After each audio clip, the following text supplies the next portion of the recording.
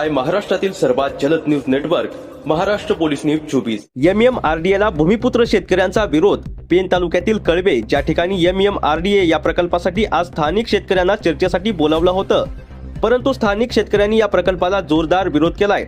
या विषयासंबंधी आमदार रवींद्र पाटील, अतुल म्हात्रे, प्रांत अधिकारी, तहसीलदार तसेच एमएमआरडीएचे अधिकारी, पंचायत समितीचे सभापती, सागरी पोलीस दलाचे बामणे, सरपंच व शेतकरी मोठ्या संख्येने उपस्थित होते।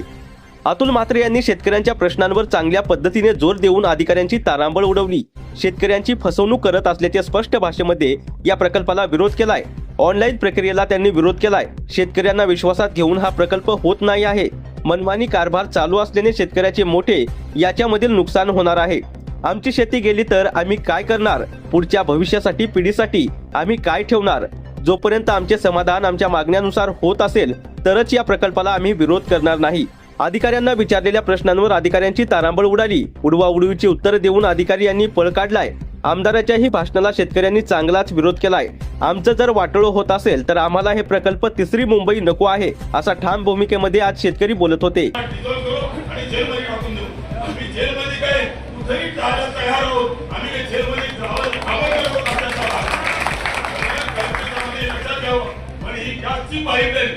भविष्यामध्ये इथं शेकडो माणसं मेली तर याला शासन जबाबदार आहे, कुठला अधिकारी या ठिकाणी जबाबदारी घेऊ शकतो? त्याच्यामुळे आमचा 100% या पाईपलाईनला विरोध आहे। त्याचबरोबर या ठिकाणी एमएमआरडीचं जे तुम्ही भूत आणले, दुसऱ्या मुंबईची काय अवस्था आली? दुसऱ्या मुंबईमध्ये आगरी कॉलेजची गावं होती, आज त्या ठिकाणी आगरी कॉलेजची गावं औषधाला शिल्लक राहिले करणार दाखवा। आगरी मनुष्य औषधाला शिल्लक राहिले का दाखवा। मग या ठिकाणी काय होणार आहे? या ठिकाणी आगरी भैयांचं भरणा होणार आहे, साऊथ इंडियन लोकांचं भरणा होणार आहे। आगरी मनुष्य कुठे राहणार आहे? त्याच्यामुळे एमएमआरडीला सुद्धा आमचा 100% विरोध आहे। दुसऱ्या मुंबईचा अनुभव घेतला, त्याच्यामुळे तिसरी मुंबईचा आम्हाला हे लालच दाखवू नका, अजिबात नको। आमच्या जमिनी आहेत ना, ते उद्याच्या रोज 88 गावच्या माध्यमातून मी 6 विभागामध्ये मीटिंग घेते आणि त्यामध्ये 90% पेक्षा जास्त लोकांचं म्हणणं असं आहे की तिसरी मुंबई आम्हाला नको। त्याच्यामुळे शासनाने जबरदस्तीने ही मुंबई लावण्याचा प्रयत्न करू आहे। खूप मोठा उठाव होईल, रंजित क्रांती होऊ शकते, याचा शासनाने आणि आमदार साहेब तुम्ही सुद्धा विचार करा। तुम्ही आमचे आहात, आम्ही निवडून दिलेला आहात, त्याच्यामुळे याचा साकल्याने विचार व्हावा आणि हा एमएमआरडीचा भूत काढून टाका आणि या शेतकऱ्यांचा पहिला प्रश्न आहे तो प्रश्न सोडवा, नंतर पुढच्या प्रक्रियेला सुरुवात करा। त्यानंतर त्यांनी कलेक्टर साहेबांनी सांगितलं की मी मुख्यमंत्र्यांच्या कानी हा प्रश्न घालतो आणि 15 दिवसात त्याची बदली करून टाकली। पण तुम्ही नक्की तुमची परिस्थिती काय? तुम्ही या ठिकाणी भूमिका मांडली, त्याच्या तुमची बदली काय?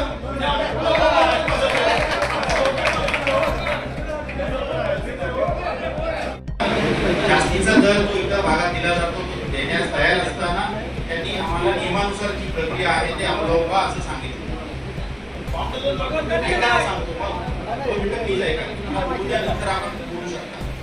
जसं सांगितलं की खाजगी वाटाघाटीनं ती कंपनी त्यांच्याबरोबर चर्चा करायला तयार असताना त्यांनी सांगितलं की जो नियमानुसार दर येतोय तोच दर मला पाहिजे, खाजगी वाटाघाटीचा दर मला नको।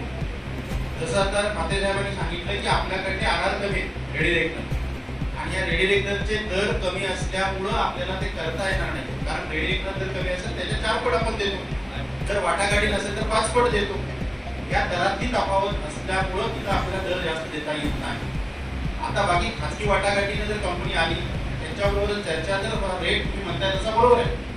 याच आपल्या तालुक्यातल्या एका शेतकऱ्याला माझ्या माहितीनुसार 8.5 ते 9 लाख प्रति गुंठा दर दिलेले आहे, पण त्यांची अशी विषय होता की मला नियमानुसार जे कायद्यानुसार अनुमती आहे तेवढे द्या, मी तो कायद्यानुसार मी चॅलेंज करतो, अशी तिथली वस्तुस्थिती वेगळी होती माझ्या माहितीनुसार आहे।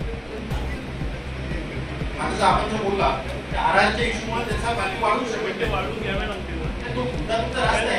आता त्यात मला आपण ऍडिशन करायचं की आपल्याकडे जे काही जमिनीचे व्यवहार होतात हे तर जमिनी आपण विकूच नाही, मी विकून या मतासाठी आहे आपल्याला आव्हान करतो, पण त्यातही मी सांगतो जे काही व्यवहार होत आहेत ते व्यवहार आपण कॅश मध्ये होत आहेत। म्हणजे समजा 10 लाखाचा व्यवहार झाला तर तो 1 लाखच रजिस्ट्री होतो, त्यामुळे रेकॉर्डवर तो कमी दराने येतोय।